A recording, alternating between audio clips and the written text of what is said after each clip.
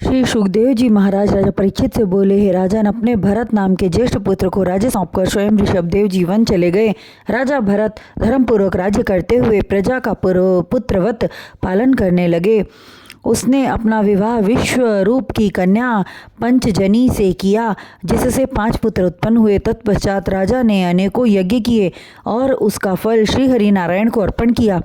इस प्रकार इस 1000 वर्षों तक सुखपूर्वक राज्य करने के बाद 10,000 वर्षों तक सुखपूर्वक राज्य करने के उपरांत संसारी माया को स्वप्न के समान मिथ्या समझकर अपने पुत्रों को राज्य सिंहासन सौंपकर स्वयं पुलहाश्रम के किनारे जाकर भगवत भजन करने में लीन हो गए और कंदमूल फल खाकर आनंद का अनुभव करते हुए रहने लगे। एक दिन राजा भरत नदी में स्नान करके दोपहर के समय सूर्यदेव का ध्यान कर रहे थे। उसी समय हिरणों के झुंड से बिछुड़कर एक गर्भवती हिरणी नदी में जल पीने लगी। अचानक वन में से सिंह की दहाड़ गूंज उठी, जिसे सुनकर अत्यंत भयभीत होकर हिरणी तीव्र गति से भागी और नदी का बांध लांघते समय उसके गर्भ का बच्चा गिर पड़ा।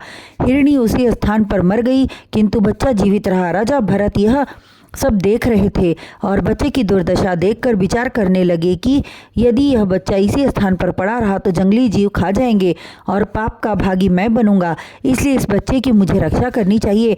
ऐसा विचार कर उन्होंने बच्चे को उठा लिया और धो पोंछ कर अपनी कुटी पर ले आए।